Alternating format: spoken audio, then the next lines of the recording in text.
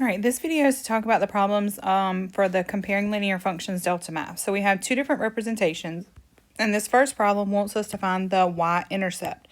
So remember, the y-intercept is the b value, okay? So the first part is the equation. Now, I cannot identify the y-intercept in this format. This is standard form. This is ax plus by equals c.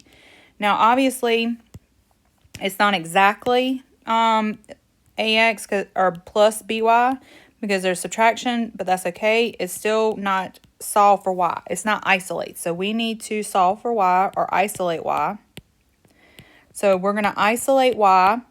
And the reason that we're going to isolate y is because we want to put it in the format y equals mx plus b.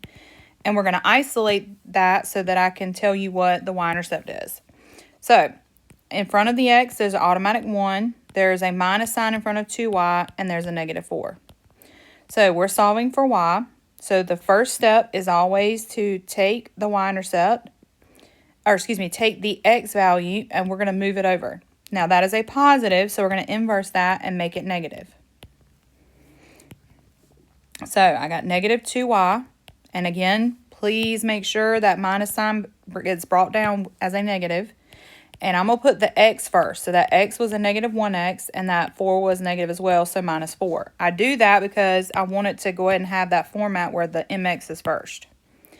Now, that's negative 2 times y, so I'm going to divide by negative 2. We brought the negative with it. We're going to divide by the negative. And then, of course, the last step here is we're going to simplify. We're going to take negative 2, and we're going to divide it by both numbers that are in the numerator. So I have negative 1 divided by negative 2. That's going to be negative or positive 1/2 x. Negative 4 divided by negative 2 is going to be plus 2. So with that being said, we can now state that the y-intercept for the first one is 2.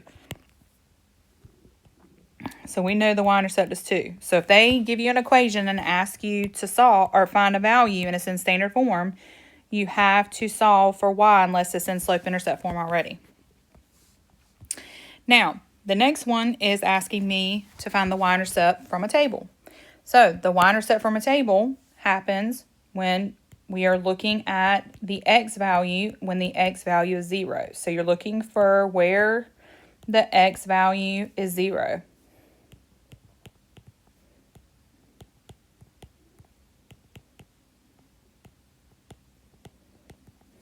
Okay, so I'm going to go to my table. I find my x's. I could go down until I find a 0. And then my y-intercept from the table is going to be positive 1. Now, obviously, all I had to do was identify there. I don't need to see work if it's a table and they ask for y-intercept. Now, if it's a table and they ask for slope, I would need to see rate of change.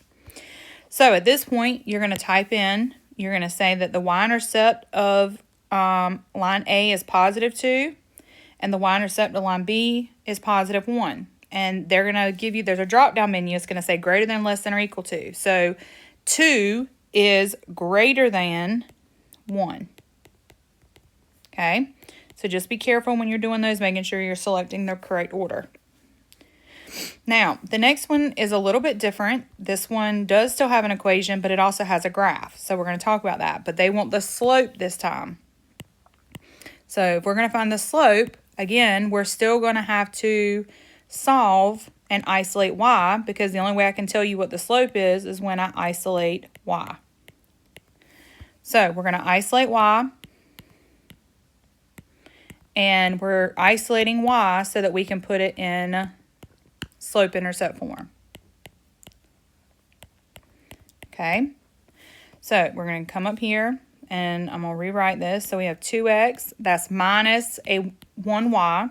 There's a 1 in front of there, and that'll be important if we need to use it. So we're going to isolate y, but before we can do that, we've got to move my x piece over. So we're going to inverse that x piece by subtraction because it is positive. All right, so then I have negative 1y, and I'm going to write that negative 2x first, and that 4 was negative, so I'm going to rewrite that as minus 4. And then finally, that is a negative in front. We do not divide by y. The y stays exactly where it is. We do not move the y. We just divide by the negative 1. and we're going to simplify. So when we go to simplify, we're going to divide the negative 2 by negative 1, negative 4 by negative 1. So I have y equals positive 2x plus 2. So now I can say that I know, based off of the solving, that my slope for A is going to be positive 2. Okay? No, again, I would definitely need to see work for that solving. Now, we need to find the slope of a graph. So we've talked about this several times, that when we talk about slope from a graph, we should know by now that slope is the same thing as the rate of change. So we're going to calculate y2 minus y1 over x2 minus x1. And that means that we need to find or pick 2 perfect points. Once we're able to find those perfect points, for organization purposes, we're going to put it in a table so it's easy to kind of see what the x's are that go together, what are the y's. All right, so if I'm looking for 2 perfect points. Again, it doesn't matter which ones you find. So first one I found was 3 and 1. And I guess I can go and use the y-intercept as well, which is going to be 0 and negative 2. So I'm going to do negative 2 minus 1, 0 minus 3. So negative 2 minus 1 divided by 0 minus 3. So that's going to be negative 3 divided by 3, which when that is simplified, that's going to turn into negative 1. So since that's going to be negative 1, we now know the slope of the graph is negative 1.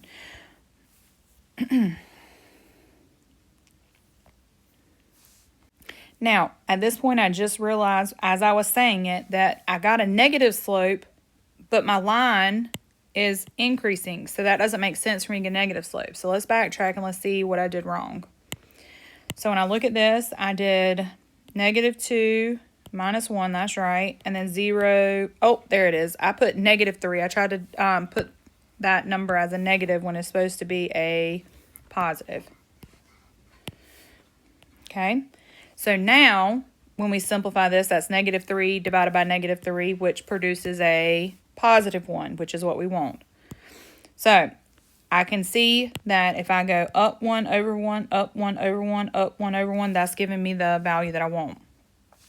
So, I'm able to now say that my slope for the first one is a 2, the slope for the second one is a 1, and again, this one actually has a greater than, because A is greater than the B. Okay?